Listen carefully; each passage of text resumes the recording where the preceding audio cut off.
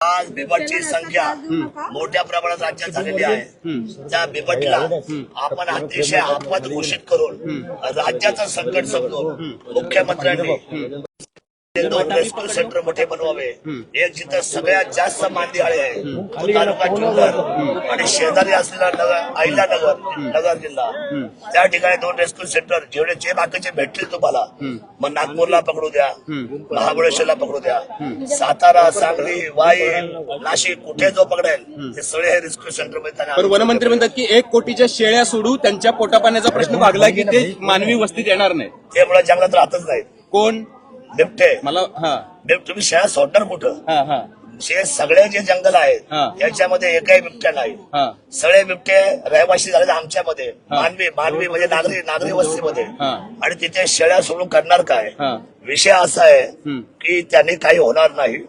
त्याच्या ऐवजी आपण सगळे 2 रेस्क्यू सेंटर बनवून त्यांना खायलाच घालायचंय ना, तर तिथं आताही त्यांना चिकन खायला घातलं तर 1-1.5 दिवसानंतर, कारण त्यांना आहे ना 72 तासानंतर एकदा खायची सवय आहे।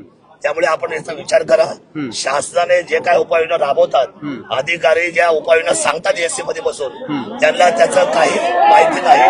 त्यामुळे त्यांना 100% याचा विचार करावा लागेल की रेस्क्यू सेंटर बनवणे, मादी एका बाजूला, नर एका बाजूला, आणि हजारची संख्येने जेव्हा आपण आत्महत्या त्यांना करू, त्यावेळेला नसबंदीचा विषय येत नाही, शेळ्या सोडायचा विषय येत नाही, आणि 100% जे काय थोडेफार राहतील त्याच्यामध्ये बाकी त्यांना आपल्याला आयडेंटिफाय करता येईल। वनमंत्र्यांचा उपाय फिजिबल नाहीये माझं असं म्हणजे की अधिकाऱ्याने त्यांना सुचवलेला उपाय हा चुकीचा आहे।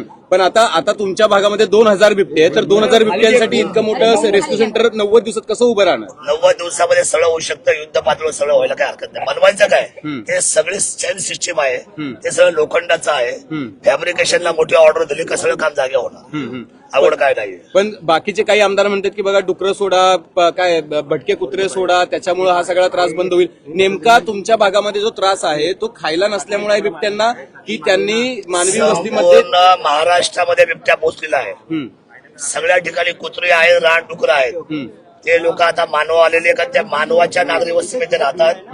हे म्हणणं सोपं आहे, प्रत्येकाला आपण वेगवेगळे प्रयोग करतात। आता प्रयोगाचे दिवस संपलेले आहेत, आता सर्व आयडेंटिफाय झालेलं आहे। यांना थांबवायचं असेल तर कोणत्याही परिस्थितीमध्ये आपल्या सर्वांना बिबट्यासाठी शूट ॲट साईटची ऑर्डर काढा, असं पण काही मागणी होती। साईटचा जर तो नरभक्षक असेल तरच त्या जगाच्या लोकांच्या वन्यजीव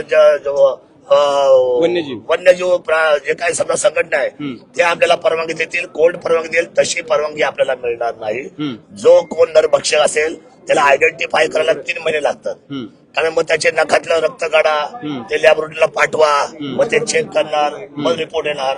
मला असं वाटतं की ही सगळी लेंदी प्रोसिजर आहे। 100% आपल्याला रेस्क्यू सेंटर हा त्याच्यावर किती खर्च येईल रेस्क्यू सेंटर उभारण्यासाठी?